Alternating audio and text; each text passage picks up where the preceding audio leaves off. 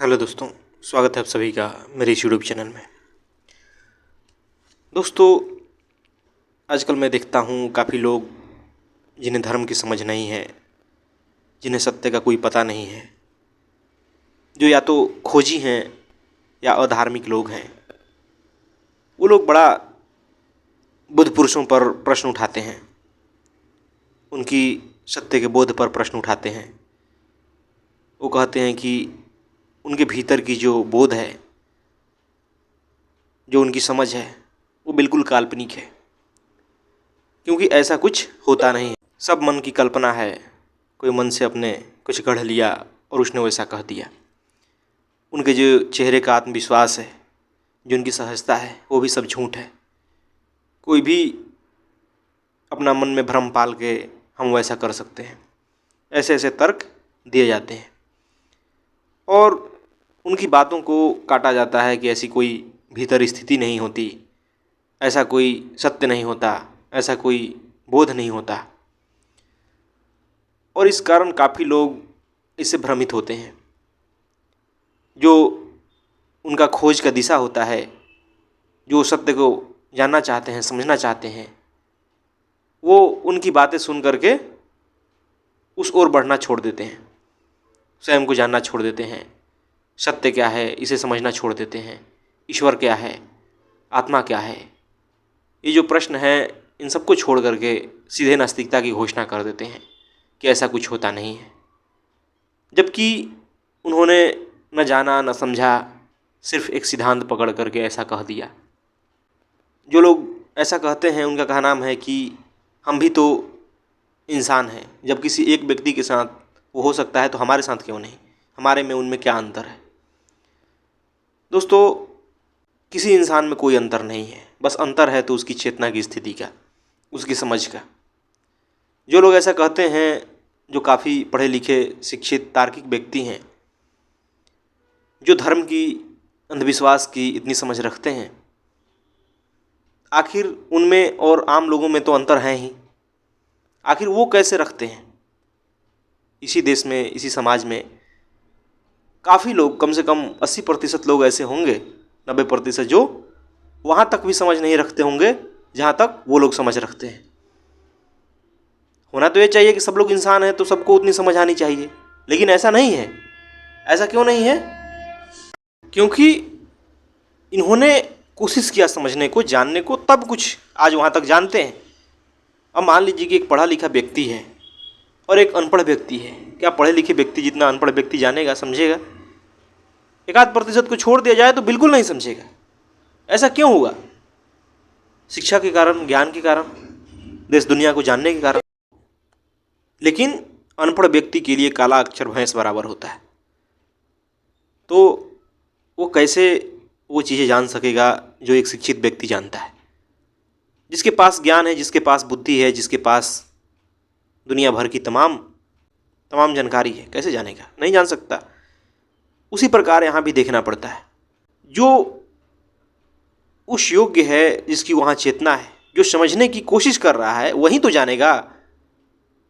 वो व्यक्ति कभी नहीं जान सकता सत्य को जिसने कि पहले से ही एक मान्यता पकड़ रखी है, जिसने कि पहले से ही खुद को कुछ न कुछ घोषणा कर दिया है।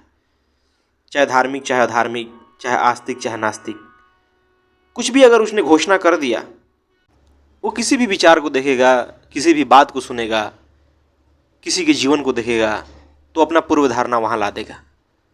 वो कुछ मान के सुनेगा, कुछ बनकर सुनेगा। उसकी नज़र साफ नहीं होगी, स्पष्ट नहीं होगी। और यह काफ़ी देखने को मिलता है। काफ़ी लोगों को यूट्यूब पर मैं देखता हूँ, सुनता हूँ, वो खुद को कुछ तो माने बैठे हैं और उसी अनुसार किसी की बातों को काटेंगे। जब आपने कुछ ना कुछ खुद को मान लिया, तब आप सत्य से यूं ही दूर हो गए, क्योंकि सत्य निष्पक्ष होता है, स्पष्ट होता है। उसमें कोई मान्यता धारणा की बात नहीं है, वो आंखों देखी बात है। वहाँ आप हो करके ही उसे समझ सकते हैं, और वहाँ होने के लिए, उसका बोध होने के लिए आपको अपने सारे दृष्टिकोण को, सारे मान्यताओं को खारिज करना पड़ता है, गिरा देना पड़ता है, गला देना पड़ता है।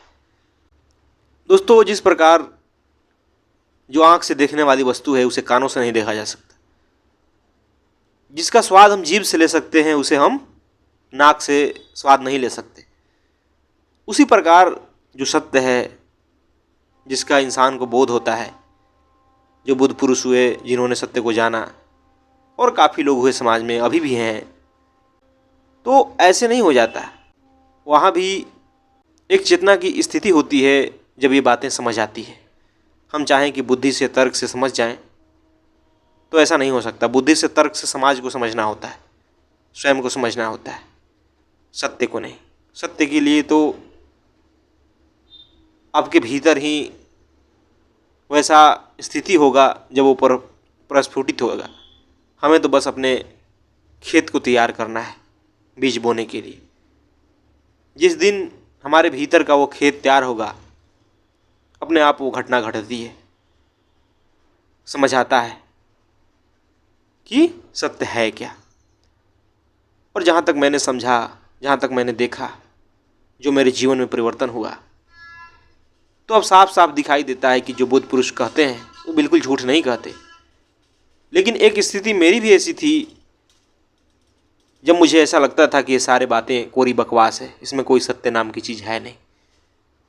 भले ये लोग रात दिन कहते हैं, लेकिन हम अंधेरे में रह करके प्रकाश का ख्याल करते हैं। हमने प्रकाश को कभी जाना नहीं और हम बस अंदाजा लगाते हैं।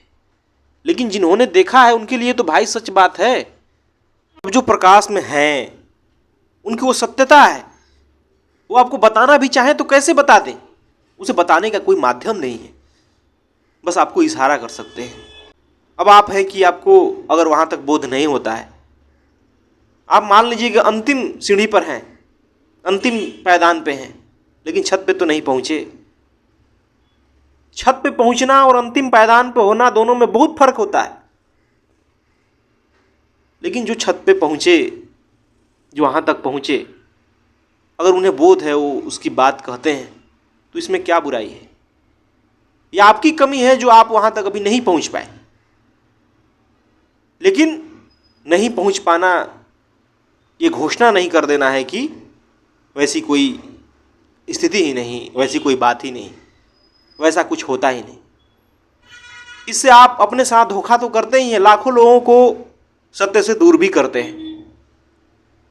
और ये बात मैं देखता हूँ, जो खुद को नास्तिक बोलते हैं, जो कहते हैं कि सत्य जैसी कोई चीज़ नहीं होती, वो लोग खुद तो वहाँ पहुँच नहीं पाते, लाखों लोगों को, हजारों लोगों को उससे दूर कर देते हैं।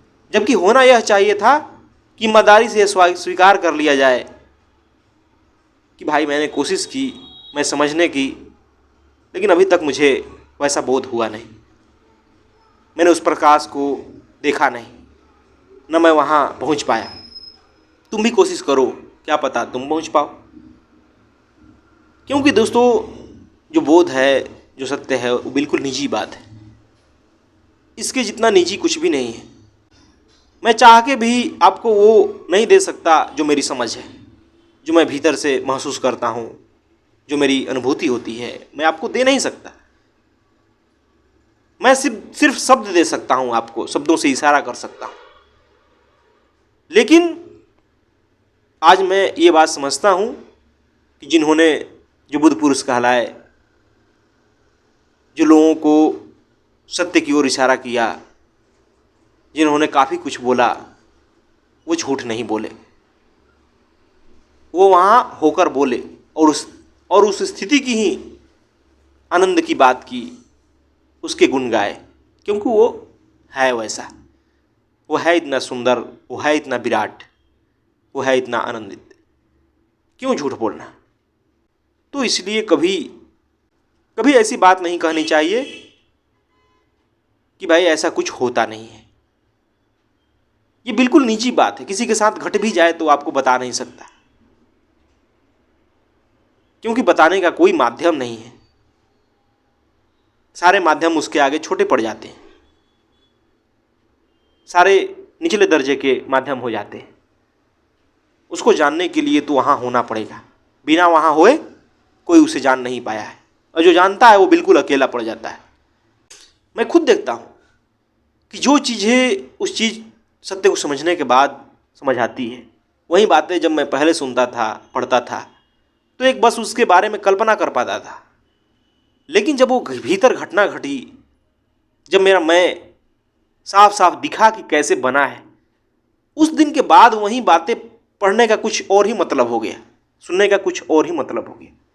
वो दिखने लगा कि वो क्या कहना चाहते थे। जो बुद्ध पुरुष हुए, जो ज्ञानी हुए, जो संत जन हुए, उनका केंद्र और मेरे केंद्र में कोई अंतर नहीं पड़ेगा। सारे बुद्ध पुरुषों का केंद्र एक ही होता है, बस परिधि अलग अलग होती है। क्योंकि परिधि बनती है सामाजिक घटनाओं से, संस्कार से, मान्यताओं से, जिस काल में वो जन्म लिए उससे, उनकी शिक्षा से। और सबका परिधि अलग अलग होगा, ये देखने में मिलेगा। किसी की आदत कुछ अलग होगी, किसी का बोलने का ढंग अलग होगा, किसी की भाषा अलग होगी, किसी की पहनावा अलग होगा, लेकिन केंद्र सबका एक ही होगा। चाहे रमन हो, कृष्ण हो, कबीर हो, चाहे ओशो हो, चाहे आज के हमारे आचार्य प्रशांत हो, और चाहे जो भी लोग हों, सबका केंद्र एक ही है। सब वहीं से बोल रहे हैं, सबको वहीं समझ है। तो हमें सिर्फ कोशिश करनी है अपने झूठ को देखने की। हम जितना हो सके ये कर सकते हैं कि हम अपने झूठ को कैसे पहचानें, हमारे जीवन का क्या झूठ है। और हमारे भीतर ऐसा ना हो कि हम यह चाहना पाल लें कि कब हमें सत्य का दर्शन हो, कब हम उस स्थिति को जानें, क्योंकि वो भी बाधा बन जाता है। हमारे हाथ में सिर्फ यही है कि हम अपने झूठ को पहचानें, सिर्फ नेति नेति करें, छोड़ दें, जो होना है होगा। हम उसकी आग्रह ना पालें, हम उसकी कोशिश ना करें, क्योंकि कोशिश भी बाधा बन जाती है। और ऐसा देखा जाता है, कोशिश करके सत्य तक नहीं पहुंचा जाएगा, क्योंकि कोशिश करने पे कोशिश करने वाला आपके भीतर बच जाएगा, द्वंद्व पैदा हो जाएगा, द्वैत पैदा हो जाएगा। और वो स्थिति है अद्वैत की, जहां वो और आप एक ही होते हैं। आप में उसमें भेद नहीं होती, आप वो होकर ही वो जानते हैं, वो समझते हैं। तो इसलिए इस बात को समझना चाहिए। बुद्ध पुरुषों पर उंगली उठाने से पहले हमें समझ लेना चाहिए कि हम हैं कहाँ। आखिर जो सैकड़ों लोग हुए जिन्हें सत्य का बोध हुआ, जिन्हें आज भी होता है, जो उस आकाश को पाते हैं, यूं ही तो नहीं पा रहे हैं। वो कह रहे हैं कुछ, तो उनकी बातों में सच्चाई होगी। और वो बात की सच्चाई वो व्यक्ति समझ सकता है जिसे सत्य का बोध हुआ, जिसकी चेतना उस ऊंचाई तक पहुंची, जिसके भीतर का मैं गल गया। वो साफ साफ देखता है। लेकिन उसकी भी बातों पे कौन विश्वास करेगा? मैं ही आपको कहूँगा तो कैसे आप विश्वास करेंगे? नहीं कर सकते, क्योंकि आपके जीवन की वो घटना नहीं है। और यह दुर्भाग्य है इस सदी का या हमेशा का कि लोग सत्य की दिशा में बढ़ना नहीं चाहते। और इक्का दुक्का करोड़ों में एक लोगों को ही उस बात की पता होती है, उस आसमान की पता होती है, उसका बोध होता है। सभी लोग चाहें तो उस सत्य को उपलब्ध हो सकते हैं, सबकी भीतर की वो स्थिति हो सकती है, लेकिन कोशिश ही नहीं है। उस ओर कौन भागना चाहता है? कभी अपने जीवन पर प्रश्न ही खड़ा नहीं करते। जो चल रहा है बस चलने देना चाहते हैं। खड़ा होकर देखते भी नहीं कि क्या जो मैं कर रहा हूं वो सही भी है या नहीं। दुख भोग रहे हैं, लेकिन दुख का इलाज भी ढूंढते हैं संसार से, जो कि क्षणिक है। जो बदलने वाला है सदा, उसी को वो स्वीकारते हैं, उसी के पीछे भागते हैं। तो कहाँ से वो अस्थायित्व आप अपने भीतर पाएंगे? नहीं पा सकते। खोज होनी चाहिए,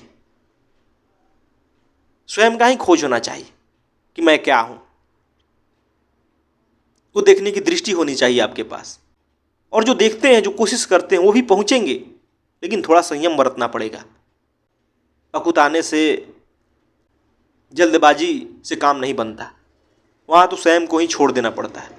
आप कुछ हो करके उसको नहीं जान सकते, आपको पूरी तरह मिटना पड़ेगा। और ये ना समझें कि जब कोई बुद्ध पुरुष, जब कोई ज्ञानी जन जिन्हें सत्य का बोध हो, वो अपने मैं का इस्तेमाल करता है तो वो बोलता है। बिल्कुल वो नहीं बोलता। उसका मैं अब सत्य बन जाता है, उसका मैं झूठा होता है। बस वो अपने आप को व्यक्त करने के लिए मैं को बीच में लाता है। नहीं तो उसके भीतर मैं जैसा कुछ नहीं होता है, क्योंकि वो मैं को देख लेता है कि मैं बना कैसे है। लेकिन मुझे आपको कुछ बताना है तो मैं कैसे कुछ कहूँगा, मुझे मैं कहना ही पड़ेगा। वो दोनों को साफ साफ देखता है, वो अपने मैं को ही बढ़ाने की कभी कोशिश नहीं करेगा, बस उसका अब इस्तेमाल करता है साधन की तरह। तो दोस्तों, जो लोग भी सत्य पर उंगली उठाते हैं, बुद्ध पुरुषों पर उंगली उठाते हैं, उन्हें ये बंद करना चाहिए, क्योंकि इससे आप लाखों लोगों को भ्रमित करते हैं, लाखों लोगों के रास्ता रोकते हैं, उनके लिए कोई जगह ही नहीं छोड़ते। आप पहले ही उनके भीतर एक धारणा डाल देते हैं। उन्हें खुला आसमान दीजिए, उनके विचारों को संकीर्ण मत बनाइए, उन्हें कोई विचारधारा मत पकड़ाइए, कोई धारणा मत पकड़ाइए कि ऐसा होता है, ऐसा नहीं होता, ऐसा होता है, ऐसा नहीं होता। उन्हें छोड़ दीजिए खुला स्वयं से खोज करने की। खोजो, क्या पता मुझे नहीं मिला तुम्हें मिल जाए, क्योंकि यह बिल्कुल निजी बात है, बिल्कुल निजी। इसके जितना निजी कुछ भी नहीं। मैं तो कहूँ कि अपनी निजता की ओर बढ़ना ही धर्म है। परम निजी जो बात है वो सत्य ही है और कुछ नहीं। धन्यवाद दोस्तों।